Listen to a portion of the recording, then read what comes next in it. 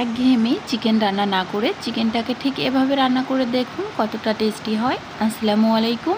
নিয়ে আসলাম মাত্র 4টি আলু দিয়ে নতুনভাবে চিকেন রান্নার রেসিপি। খেতে দারুণ টেস্টি হয়। প্রথমেই চুলায় একটা হাঁড়ি বসিয়ে হাঁড়িটা গরম হয়ে আসলে আধা কাপ তেলের সাথে 1 কাপ পেঁয়াজ কুচি দিয়ে দিচ্ছি।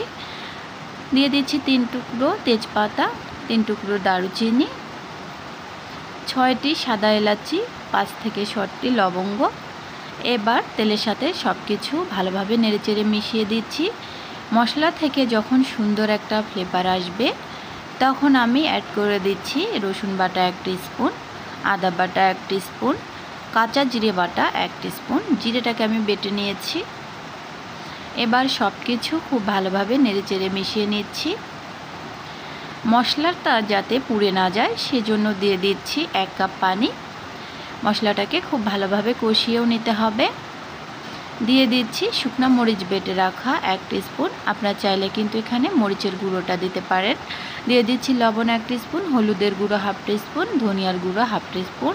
যেহেতু কাঁচা জিরা বাটা দিয়েছি এজন্য আর জিরার গুঁড়োটা অ্যাড করলাম না। এবার মশলাটাকে খুব ভালোভাবে কষিয়ে নিতে হবে। মশলাটা যত ভালো করে কষাবেন রান্নাটা কিন্তু তত টেস্ট আসবে।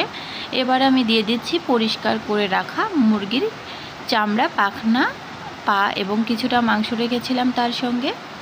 খুব ভালোভাবে মশলার সাথে মাংসগুলোকে নেড়েচেড়ে মিশিয়ে নিতে হবে।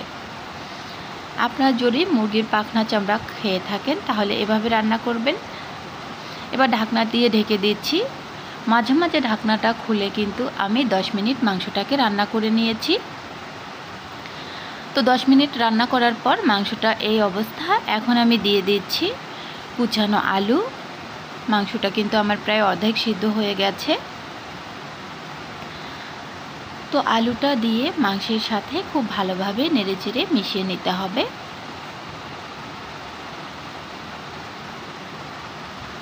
আমি কিন্তু রান্নাটায় কোনো পানি ব্যবহার করিনি। মাংস থেকে এবং আলু থেকে ঠিক যতটুকু পানি উঠবে এই পানি দিয়ে কিন্তু রান্নাটা কমপ্লিট হয়ে যাবে। তো মাঝে মাঝে ঢাকনাটা খুলে আমি নেড়েচেড়ে দিচ্ছি যাতে হাঁড়ির নিচে লেগে না যায়। তো ঢাকনাটা দিয়ে আবারও ঢেকে দিচ্ছি। কিছুক্ষণ পর পর ঢাকনাটা খুলে নেড়েচেড়ে দিচ্ছি। তো রান্নাটা অর্ধেক হয়ে আসলে আমি দিয়ে দিচ্ছি কিছুটা কাঁচামরিচ। কাঁচামরিচটা অবশ্যই দেওয়ার চেষ্টা করবে, তাতে করে রান্নার টেস্টটা কিন্তু দ্বিগুণ আসবে, খেতে কিন্তু অনেক ভালো লাগবে। তো কাঁচামরিচটা দেওয়ার পর আবারও নেড়েচেড়ে আমি কিছুক্ষণের জন্য ঢেকে দিচ্ছি। তো আমার রান্নাটা প্রায় শেষের পর্যায়ে দেখতে পাচ্ছেন।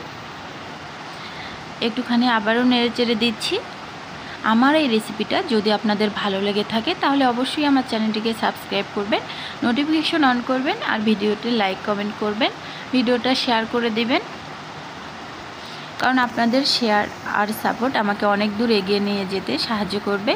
তো সব শেষে দিয়ে দিচ্ছি জিরের গুঁড়ো। জিরের গুঁড়োটা অবশ্যই দেওয়ার চেষ্টা করবেন। তো রান্নাটা শেষ, দেখিয়ে দিচ্ছি কতটা লোভনীয় হয়েছে। ভাত, রুটি, পরোটা সব কিছুর সাথেই কিন্তু খেতে পারবেন। পরিবেশন করে দেখিয়ে দিচ্ছি, দেখুন কতটা লোভনীয় দেখতে, ঠিক যেমন খেতে কিন্তু দারুণ টেস্ট। বাসায় অবশ্যই ট্রাই করবেন। ভালো লাগলে লাইক কমেন্ট সাবস্ক্রাইব করবেন। সবাই ভালো থাকবেন। আসসালামু আলাইকুম।